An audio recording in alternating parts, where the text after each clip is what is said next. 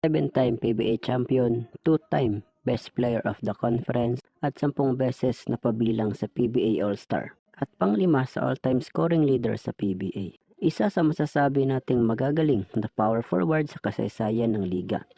Siya si Nelson Asaytono o kilala sa bansag na The Bull.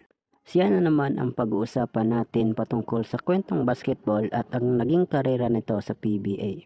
Pero bago muna ang lahat, kung bago ka pa lang sa YouTube channel ko, ay pakipindot naman ng subscribe button at kung nagmagustuhan mo man ang video na ito, ay like mo na rin. Plano natin na maka 1K subscriber bago matapos ang taon agaw. Maraming salamat. Si Nelson ay pinanganak at lumaki sa Oriental Mindoro at may lahing Apon at probably ang tanyag na manlalaro na galing sa University of Manila. 3 beses lang naman kasi itong nagkampiyon sa PABL sa Amateur League.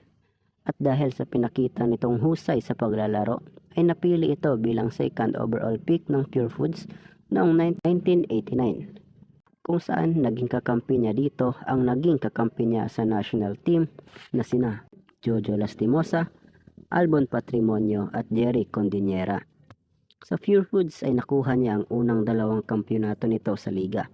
Ngunit dahil sa kaparehong pwesto niya ang noong star player ng Pure Foods na si Alvin Patrimonio sa power forward, ay naging backup lang siya nito at kalaunan ay naitrade sa Swift noong 1991, kung saan nakasungkit pa ito ng 4 na kampyonato kasama ang noong 1995 na MVP na si Berhel Meneses at noong rookie pa na si Kenneth Doremdes.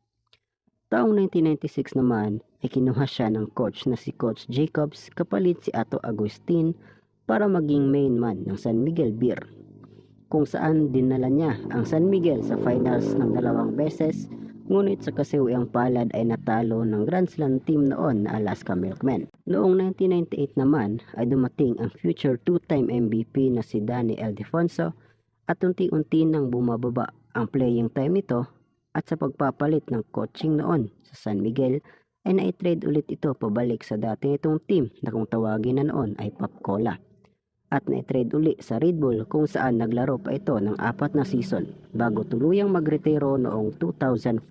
Sa kabuuang karera ni Nelson ay naglaro ito sa PBA ng 17 seasons at nagkaroon ng 800 plus games. Pang-5 sa all-time scoring leader, pang-4 sa all-time most free throws made at pang-11 sa all-time most rebound. Sa kabila ng kahanga-hanga at mga awards na natanggap nito ay never niyang napanalunan ang MVP or most valuable player sa PBA.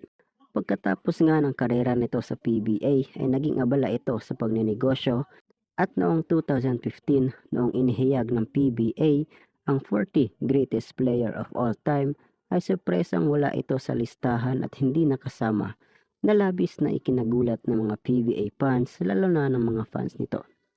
Maging ang mga PBA players noon ay nagulat sapagkat para sa kanila isa si Nelson sa mga magagaling at scorer ng liga at isang malaking pagkakamali ang hindi maisali at mabigyan ng mismong parangal. Sa ngayon ay abala ito sa pagiging kontraktor at madalas nating nakikita sa PBA Legend Foundation game. Hindi na nga mawawala ang iniwang bakas nito sa PBA at tumatak na sa maraming mga PBA fans na si Nelson ang isa sa mga magagaling na manlalaro sa kasaysayan ng PBA at karapat-dapat lamang nabigyan ng parangal. Ito ho muli ang kwentong basketball ni Agaw, kung saan tinatampok natin ang mga istorya ng bawat manlalaro sa larangan ng basketball. Sana ay nagustuhan niyo Agaw. Hanggang sa muli nating kwento. Maraming salamat.